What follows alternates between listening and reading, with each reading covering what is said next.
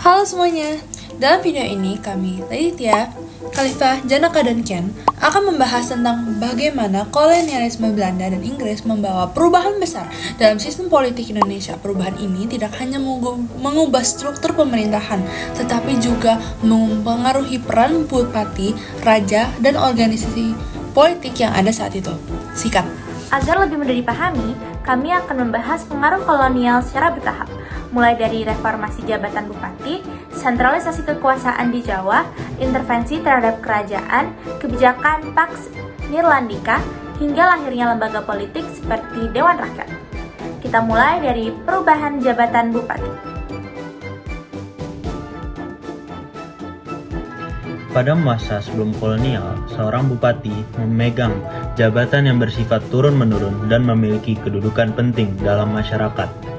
Bupati memimpin wilayahnya berdasarkan adat, memiliki legitimasi tradisional yang kuat.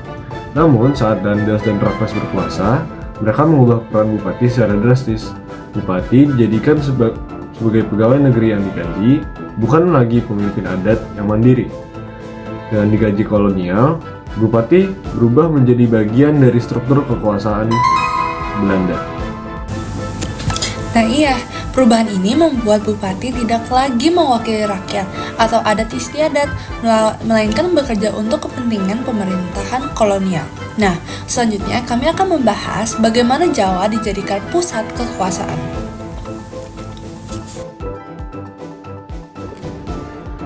Pada masa kolonial, Belanda menjadikan Jawa sebagai pusat pemerintahan. Jawa dianggap wilayah paling strategis, baik secara ekonomi maupun politik. Wilayah Jawa kemudian dibagi menjadi prefektur, yang merupakan cikal bakal pembagian provinsi modern. Di bawah prefektur yang terdapat regenship atau kabupaten yang dipimpin oleh bupati. Dengan pembagian wilayah yang lebih terstruktur, kolonialis dapat mengontrol pemerintahan secara lebih efektif dan terpusat. Berikutnya, kami akan menjelaskan bagaimana kolonialis mengintervensi kekuasaan kerajaan.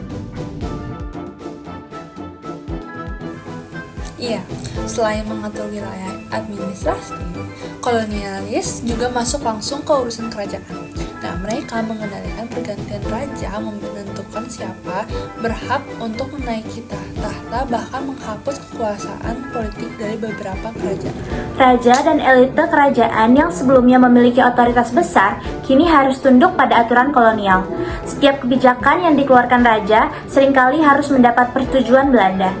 Dengan adanya kontrol ini, kerajaan yang dulu berdaulat akhirnya kehilangan kekuatan politiknya. Mereka hanya menjadi simbol budaya, bukan lagi penguasa yang memegang kekuasaan penuh. Intervensi ini sangat memengaruhi dinamika politik Nusantara karena kekuasaan tradisional melemah dan digantikan oleh otoritas kolonial. Selanjutnya, kami akan membahas pengaruh kebijakan Pax Nirlandika. Berikutnya, pada akhir abad ke-19 hingga awal abad ke-20, Belanda menerapkan kebijakan Pax Nirlandika. Meski tampak seperti kebijakan kedamaian, sebenarnya kebijakan ini adalah strategi untuk memperkuat kontrol politik di seluruh wilayah Nusantara. Lanjutnya. Dengan Pax Nirlandika, Belanda memastikan bahwa tidak ada kekuatan lokal yang dapat melawan atau menyaingi kekuasaan mereka. Semua wilayah diatur secara sentral, terutama di Jawa. Kebijakan ini membuat struktur politik semakin bergantung pada pemerintah pusat kolonial.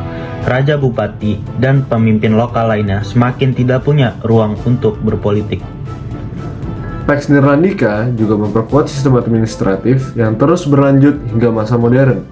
Setelah ini, kami akan menjelaskan lahirnya lembaga politik pada masa kolonial.